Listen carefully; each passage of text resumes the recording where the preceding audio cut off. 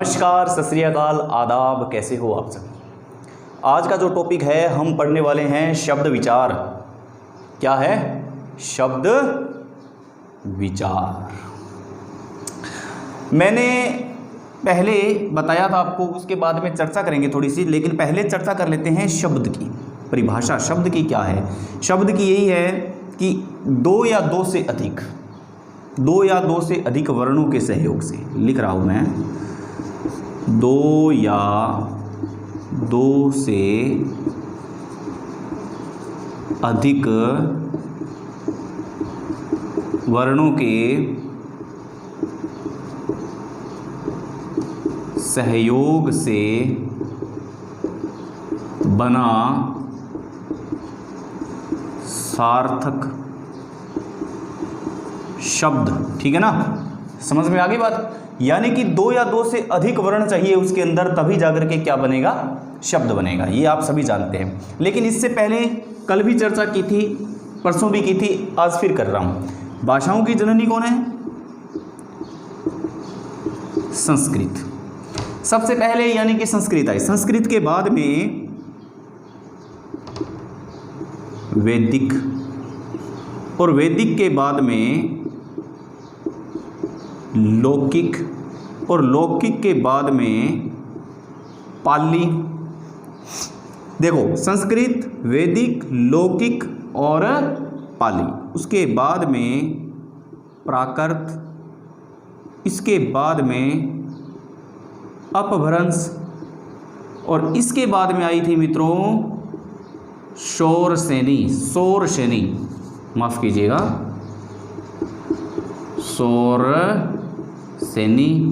इसके बाद में आई हमारी हिंदी। यानी कि यहाँ से चल के अगर हम इस जगह तक आए हैं तो संभव है कि परिवर्तन हुआ है। दूसरे शब्दों में परिवर्तन ही क्या होता है? भाषा का दूसरा नाम होता है। तो इतने उपकरणों से गुजर के आई है। कितने स्टेप क्रॉस किए देखो आप, तब जाकर के हिंदी में आई। अब हिंदी में आने के बाद में शब्दों की क्या वैल्यू रह गई, शब्दों का क्या विचार रह गया, इसके बारे में हम आज जो चर्चा करने वाले हैं। तो शब्द का परिभाषा आपको पता चल गया है। शब्द की परिभाषा क्या है? यहाँ पे अभी देखिए, मैं लिख रहा हूँ शब्द, या ऊपर लिख लेते हैं थोड़ा। शब्द विचार आपने देख ही लिया सबने। यहाँ पे मैंने लिखा शब्द। अब शब्दों के कितने भेद होते हैं, ये एक हम बनाएंगे डायग्राम ऐसे। चाहो तो आप भी उतार सकते हो। एक उत्पत्ति के आधार पर, दूसरा व्युत्पत्ति के आधार पर, और तीसरा रूप के आधार पर,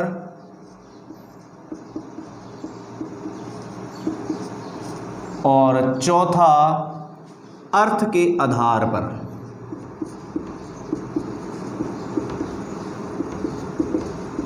ये देख लीजिए, शब्द को हम चार भागों में बांटेंगे। शब्द को हमने कितने भागों में बांट लिया? चार भागों के। उत्पत्ति के आधार पर, व्युत्पत्ति के आधार पर, रूप के आधार पर और अर्थ के आधार पर बांट लिया चारों में। अब पहले उत्पत्ति की बात कर लेते हैं। उत्पत्ति के आधार पर तो इसमें तत्सम, फिर आता है तद्भव, फिर आता है देशज, फिर आता है विदेशी, और फिर आता है संकर।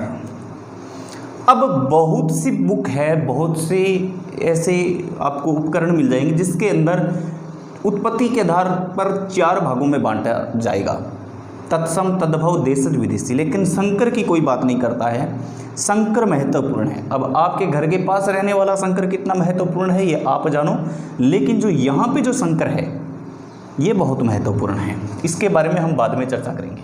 तो हो गया, देखो 1 2 3 4 5। अब व्युत्पत्ति के आधार पर आएगा रूढ़ यौगिक शब्द, ये रूढ़ शब्द। इसके बाद में आएगा योग रूढ़ शब्द, योग रूढ़ शब्द। अब इसके हो गए 3, 1 2 3। अब आता है रूप के आधार पर। क्या आता है भाई? रूप के आधार पर। तो इसमें आएगा विकारी शब्द। रूप के आधार पर देखो 5 इसमें हो गए, 3 इसके अंदर हो गए। अब रूप के आधार पर क्या होगा भाई? रूप परिवर्तन कह दो, विकारी शब्द और अविकारी शब्द। ठीक है, आगे बात समझ में? यानी कि रूप के आधार पर या रूप परिवर्तन, विकारी शब्द और अविकारी शब्द। अब विकारी शब्द के भी भेद है यहाँ पे। सबसे पहले लेते हैं विकारी शब्द को। तो विकारी शब्द का पहला भेद है संज्ञा, दूसरा है सर्वनाम और तीसरा है विशेषण और चौथा है क्रिया। ठीक है, विकारी शब्द है ये, विकारी शब्द के ही भाग है, संज्ञा, सर्वनाम, विशेषण, क्रिया। अब आता है अविकारी। अविकारी शब्द के भी भेद है भाई। कौन कौन से भेद है देखो। अविकारी शब्द में क्रिया विशेषण सबसे पहले आता है। क्रिया विशेषण 1 नंबर कौन हुआ? ये हो गया 1 2 3 4। 1 नंबर हुआ क्रिया विशेषण, दूसरा हुआ, माफ कीजिएगा, संबंध। कौन सा हुआ? संबंध बोधक, संबंध बोधक। 2 हो गए, क्रिया विशेषण, संबंध बोधक और समुच्चय बोधक। और चौथा कौन सा हुआ? विस्मया बोधक, विस्मया बोधक। ठीक है, ये हो गया जी विस्मया बोधक। अब इसके भी 4 हो गए, इसके भी 4 हो गए, लेकिन एक और रहता है, वो रहता है निपात। क्या रहता है भाई? निपात।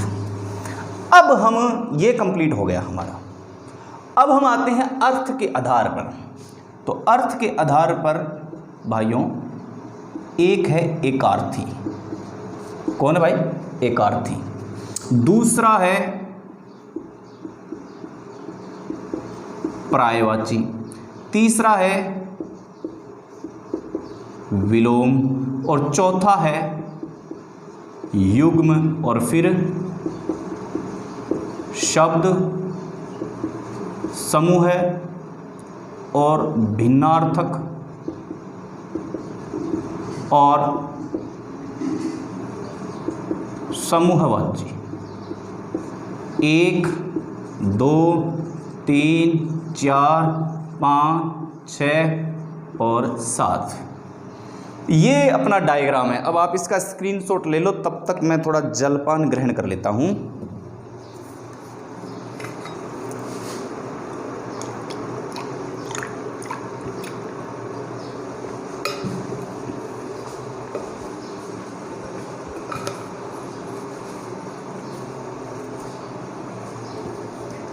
धन्यवाद। स्क्रीनशॉट आपने ले लिया होगा। वापस से एक बार नज़र डाल लेते हैं इस पे। देखो हम कर रहे हैं किसकी बात? शब्द की बात। किसकी बात कर रहे हैं? शब्द की बात। शब्द होते हैं, हमने शब्दों को 4 भागों में विभाजित किया। उत्पत्ति के आधार पर, व्युत्पत्ति के आधार पर, रूप के आधार पर और अर्थ के आधार पर।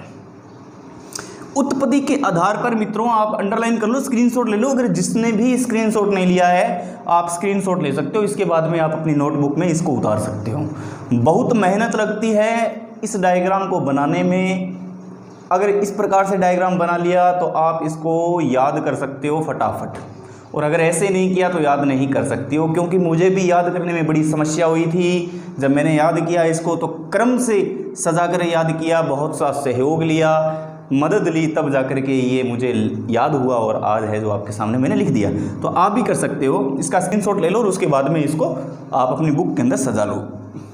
उत्पत्ति के आधार पर तत्सम, तद्भव, देशज, विदेशी, संकर, और इसी की आज हम बात करेंगे। ध्यान रखना, आज हम शब्द को उत्पत्ति के आधार पर सारा का सारा क्लियर करेंगे, क्योंकि अगर हम सब पे चले तो यकीन मानिए 3 घंटों की फिल्म भी छोटी पड़ जाएगी अगर ये करने लग गए तो।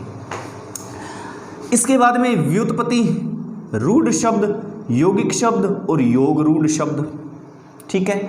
इसके बाद में रूप के आधार पर विकारी शब्द और अविकारी शब्द, 2 प्रकार के। रूप के आधार पर हम बात करेंगे ना, परिवर्तन के आधार पर, रूप के आधार पर, तो विकारी शब्द और अविकारी शब्द 2 प्रकार के होते हैं। लेकिन इसके विकारी शब्द के भी क्या होते हैं, विकारी शब्द के भी 4 भाग होते हैं। कौन सा? संज्ञा, सर्वनाम, विशेषण, क्रिया, ये आते हैं विकारी शब्द के अंदर।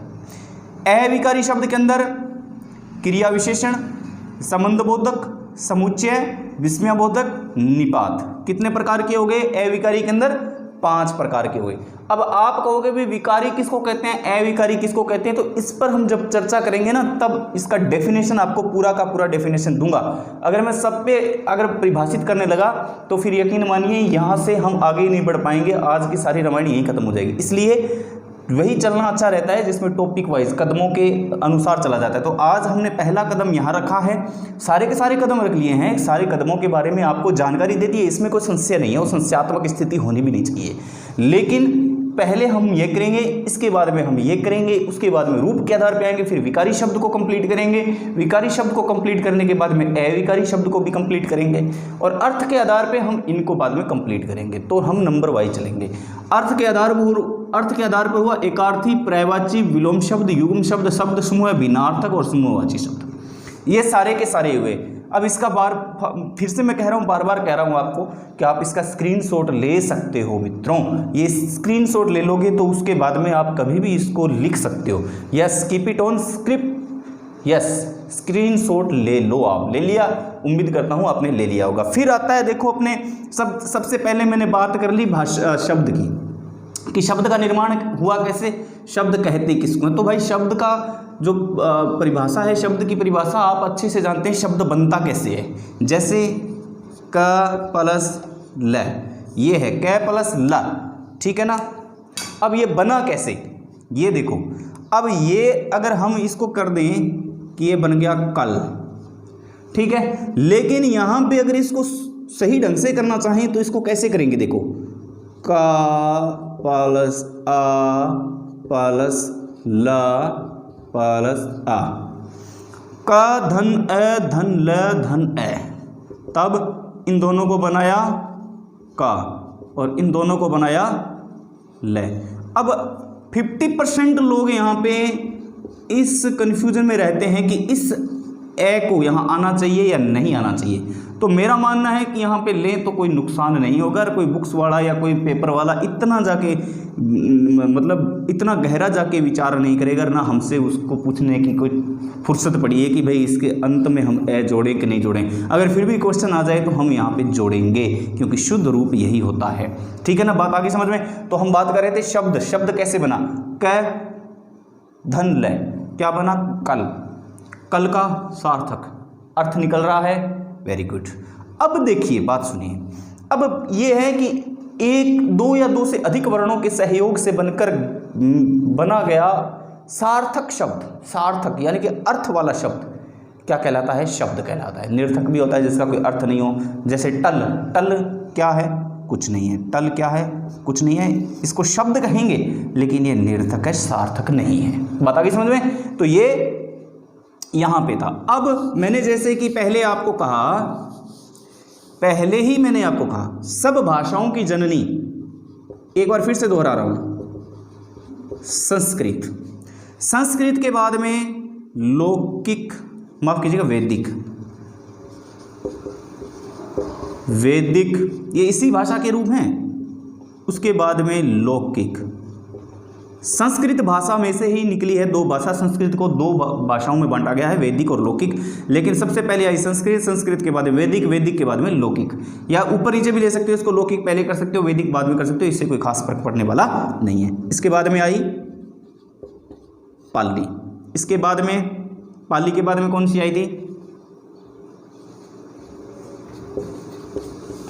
प्राकृत, और इसके बाद में अपभ्रंश, और इसके बाद में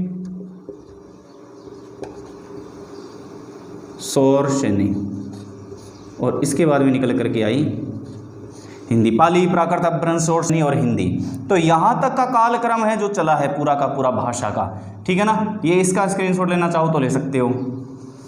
अब यहाँ तक कालक्रम चला है, मैंने जैसे बताया कि शब्द चलता है कहाँ से, शब्द पहले शब्द यहाँ से चला होगा, यहाँ के बाद में आने के बाद यहाँ आया होगा, यहाँ आया होगा, यहाँ यहाँ यहाँ यहाँ यहाँ यहाँ, और अब है जो वर्तमान में यहाँ है। तो आप सोचिए कि जब हम किसी बात को आदान प्रदान करते हैं, यानी कि हम सुनते हैं उसको, कुछ लोग चुगली भी कहते हैं कि भाई उससे उसने सुना तो उसकी उसने चुगली कर दी, सुना होगा ना। हाँ, तो वही हमने यहाँ पे दो बातों को सुना, यहाँ पे 3 बन गई, यहाँ पे 4 बन गई, 5 बन गई, 6 बन गई, 7 बन गई, 8 बन गई, यहाँ आते आते 2 बात की 10 बात बन जाएगी। बात आई समझ में? यानी कि शब्दों में निरंतर परिवर्तन चल रहा है। शब्दों में क्या चल रहा है? निरंतर परिवर्तन चल रहा है। जिस जगह से शुरू हुआ वो शब्द, उस जगह से लेकर के अंतिम अवस्था में आने तक उस शब्द की परिभाषा और उसका अर्थ बदल चुका है। अब आप समझ गए होंगे, ठीक है ना। तो ये एक डायग्राम बनाया था, वापस से अंतिम बार कह रहा हूं, आप इसका स्क्रीनशॉट ले सकते हो। ले लिया, ठीक है। पूछना मेरा फर्ज है, परेशान मत होइए। अब हम इसको क्या करते हैं? डिलीट कर देते हैं, एक बार इसको इरेज कर देते हैं। ये मैंने कर दिया इरेज।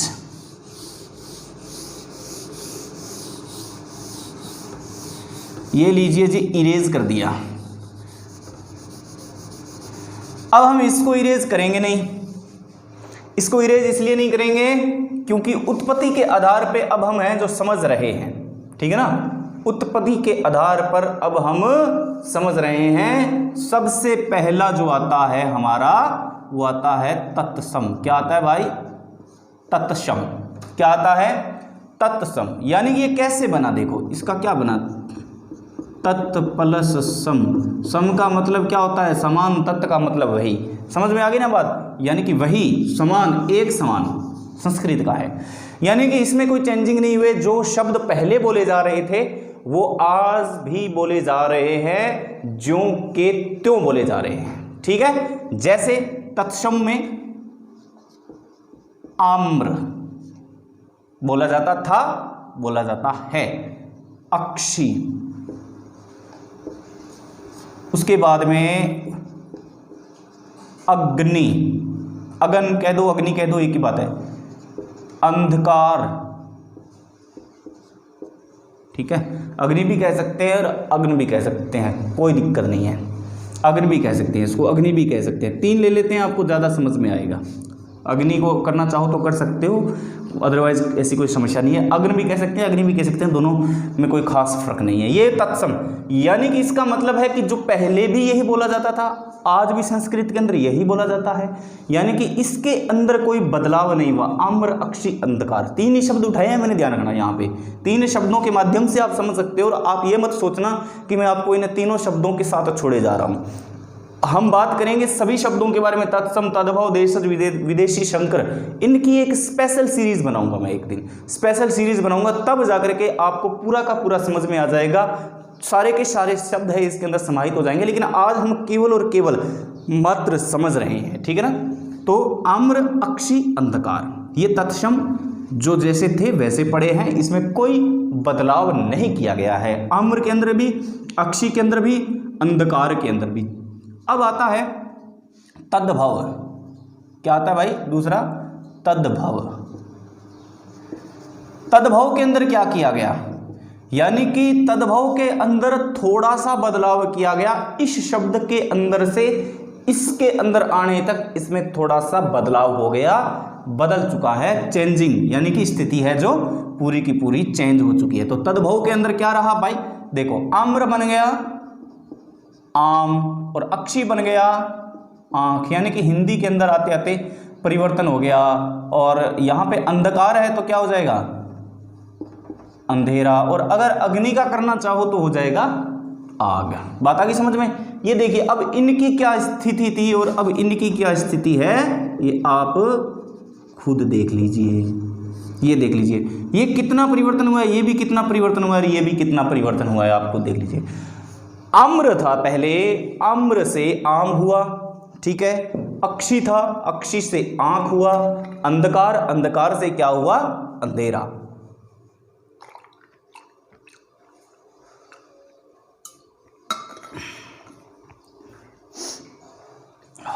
पानी की प्यास है जो बहुत ज़्यादा लग रही है, टेम्परेचर इतना हाई हो गया है कि पानी पीते रहिए, बॉडी का सर्कुलेशन है जो अच्छा रहेगा, है ना।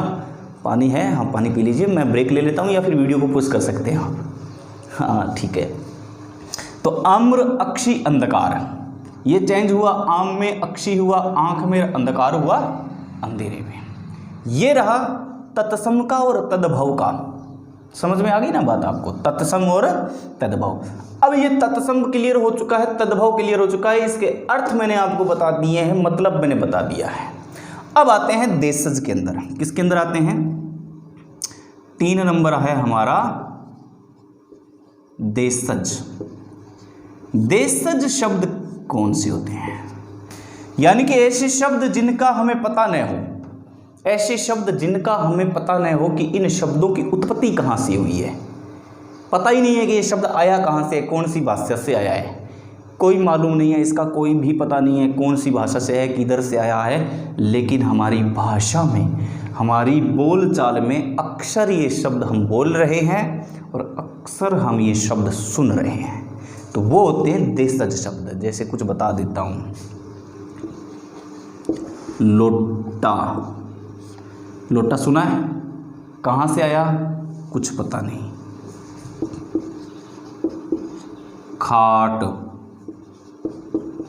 डांग, डांग तो सुना होगा ना सभी ने, है ना। तो ये ऐसे शब्द है, कुछ भी आप ले सकते हो इसमें, खाट ले सकते हो, खटिया हो गई, है ना।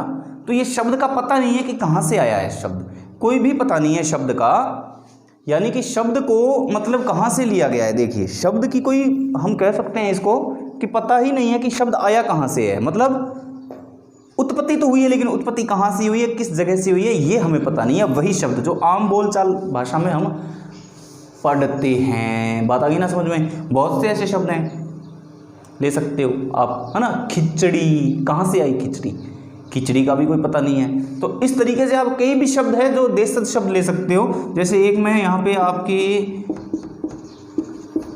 सरलता के लिए लिख देता हूँ खिचड़ी। अब ये खिचड़ी भी अपना शब्द है, बोलते हैं, है ना। बीमार हो जाते हैं, लूज मोशन हो जाते हैं तो डॉक्टर भी सलाह देते हैं, चिकित्सक सलाह देते हैं कि भाई घर जाके खिचड़ी खाओ, लेकिन खिचड़ी शब्द आया कहाँ से ये हमें मालूम नहीं है, तो इसलिए देशज शब्द है। तो ज़्यादा से ज़्यादा देशज शब्द के जो नेक्स्ट सीरीज़ होगी, जिन शब्दों पे मैं पूरा का पूरा विवरण लेके आऊँगा सारे के सारे, उसके अंदर मैं ज़रूर आपको समझाऊंगा कि कितने शब्द हैं, कितने नहीं हैं, कौन से शब्द हम बना सकते हैं, कौन से हैं, वो सारी की सारी हम जो है लेके आएंगे, या फिर PDF फाइल है वो आपको अवेलेबल करवा देंगे थोड़े दिनों के बाद में।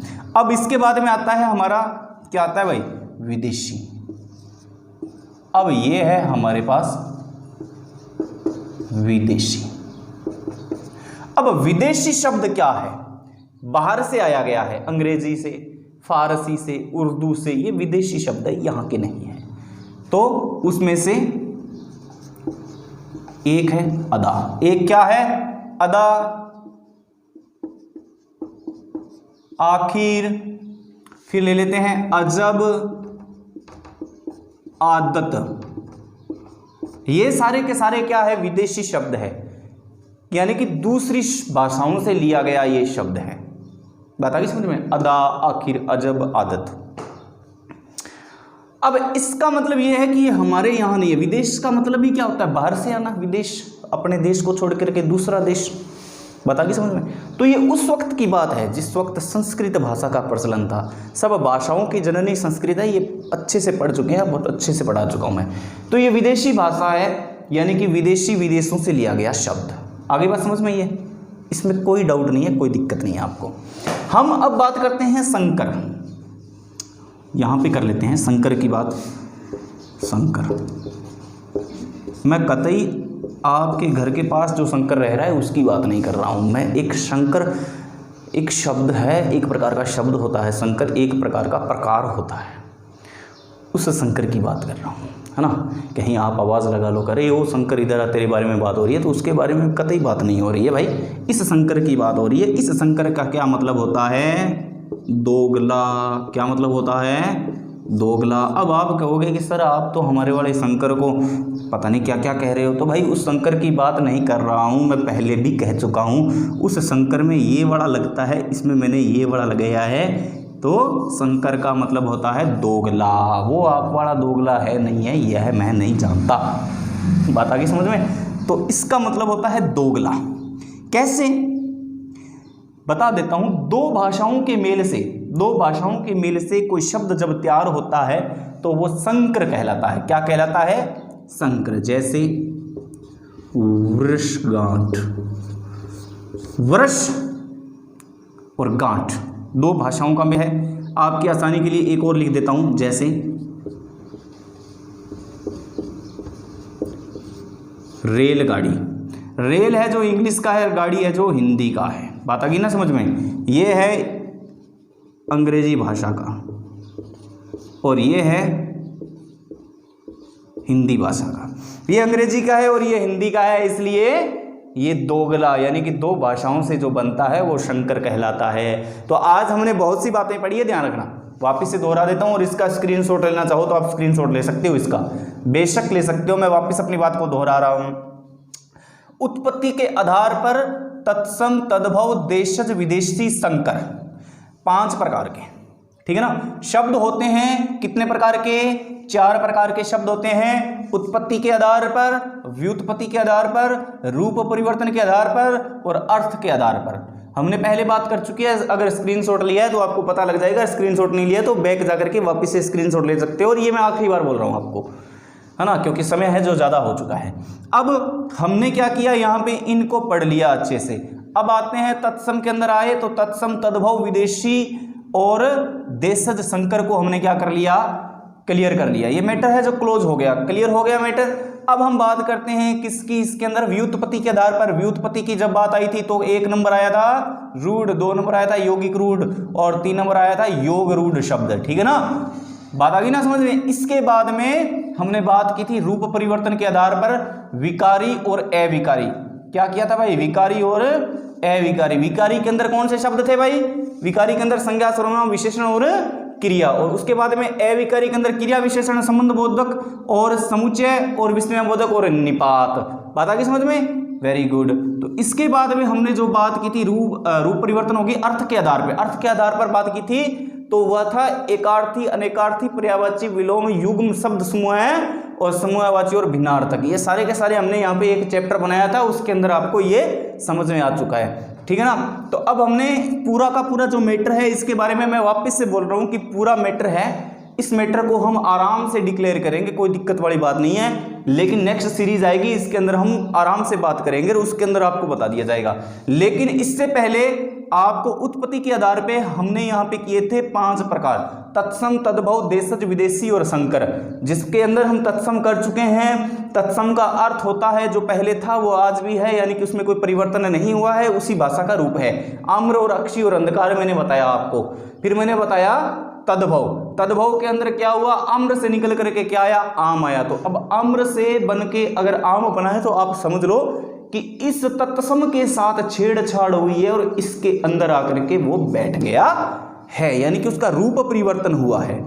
अब अक्षी यानी कि आंख, अंधकार, अंधेरा, अर्थ वही है लेकिन इनको बोलने का तरीका, लिखने का तरीका बदल गया है। इससे ज़्यादा डेफिनेशन और क्या हो सकती है। इसके बाद में आता है हमारा कौन सा? 3 नंबर पे माफ़ कीजिएगा, देशज। देशज के अंदर लोटा है, डांग है, खिचड़ी है, ये सारे शब्द हम बोलते हैं, ठीक है ना। ये जो आम बोलचाल भाषा में बोलते हैं है ना। तो उस भाषा को कहाँ से लिया गया, कहाँ से नहीं, इस बात का अभी तक कोई स्रोत नहीं है, कोई जानकारी नहीं है। इसके आधार पे हम ये कह सकते हैं कि देशज यानी कि अपने देश में मिलने वाले शब्द, जो हमारे देश में ही उसकी रचना हुई है, देश में ही वो बना है ना। जैसे वो तो बड़ा तगड़ा है ना, तो तगड़ा कहाँ से आया कुछ पता नहीं है, ठीक है ना। तो ये है जो बात। खिचड़ी कहाँ से आया कोई पता नहीं, दलिया कहाँ से आया कोई पता नहीं। अब कुछ लोग सब्जी को भाजी कहते हैं, है ना, तो वो अब कहाँ से आया, उन्होंने ही बनाया है, यानी कि इस देश के निवासियों ने ही बनाया है, इसलिए देशज कहते हैं। जो यहाँ प्रचलित है बाहर प्रचलित नहीं है, और न उनका पता है कि कौन सी जगह से लिया गया। अब लस्सी है, उसको कुछ कुछ खाटा भी कहते हैं, कुछ कुछ छाछ भी कहते हैं। तो ये अपने आप बनाए गए शब्द है जो देशज कहलाते हैं। बात आ गई समझ में। उनका कोई पता नहीं है कि कौन सा शब्द कहाँ से आया है। इसके बाद में आता है विदेशी शब्द, यानी कि विदेशी। अब विदेश से अर्थ है हमारे देश को छोड़ करके दूसरे देश की बात करना। विदेशी यानी कि विदेशी से आना, जैसे मान लीजिए अंग्रेजी है ना, उर्दू है वगैरह वगैरह। तो इसमें हमने विदेशी शब्द का जब हमने जिक्र किया था, तब हमने जिक्र किया था अदा, आखिर, अजब और आदत। इनके ऊपर हमने बात की थी कि ये विदेश से लिया गया है, इनका यहाँ पे कोई स्रोत नहीं है। फिर आता है संकर, यानी कि दोगला, यानी कि दो भाषाओं से बनता है। जैसे रेलगाड़ी का मैंने समझाया आपको कि रेल अंग्रेजी का शब्द है और गाड़ी है जो हिंदी का शब्द है, और हम दोनों को मिक्स करके बोलते हैं रेलगाड़ी। यानी कि देख लीजिए आप, रेलगाड़ी बोलते हैं ना, रेल अंग्रेजी का शब्द है और गाड़ी है जो हिंदी का शब्द है। हम कभी नहीं कहते कि रेल आ गई, हम बोलते हैं कि रेलगाड़ी आ गई, या हम ऐसे नहीं बोलते कि गाड़ी आ गई, हम बोलते हैं रेलगाड़ी आ गई। यानी कि इन दोनों शब्दों का हम यूज कर रहे हैं। इसका मतलब हम संकर शब्द का यूज कर रहे हैं। ये सारा का सारा हो गया। और उसके बाद मैंने आपको बताया था कि ये जो सारे शब्द विदेशी, देशज और ये जो संकर, तद्भव और तत्सम, ये जो भी है, इनके बारे में पूरी की पूरी या तो पीडीएफ फाइल आप तक भेज दी जाएगी, आप डाउनलोड कर लीजिएगा, या फिर इसके अंदर लिंक दे दिया जाएगा, या फिर नेक्स्ट जब चैप्टर आएगा उस चैप्टर के अंदर आपको बाकी के सारे व्युत्पत्ति के आधार पर, रचना के आधार पर, और जितने भी एकार्थ, अनेकार्थ, पर्यायवाची वगैरह वगैरह जो भी उसके टॉपिक थे उसके हम कंप्लीट करवा देंगे, ठीक है ना। अब भैया ऐसी बात है कि आप जब तक इस चैनल को सब्सक्राइब नहीं करेंगे, लाइक नहीं करेंगे और शेयर नहीं करेंगे, तब तक कोई अर्थ नहीं निकलेगा। हमने इतनी मेहनत करवाने की अगर सोच ली है तो आप भी थोड़ा बहुत कुछ सोचिए और आप भी हमारे लिए कुछ कीजिए। अलविदा चाहता हूँ मैं, सुदेश कुमार। नमस्कार, जय हिंद, जय भारत।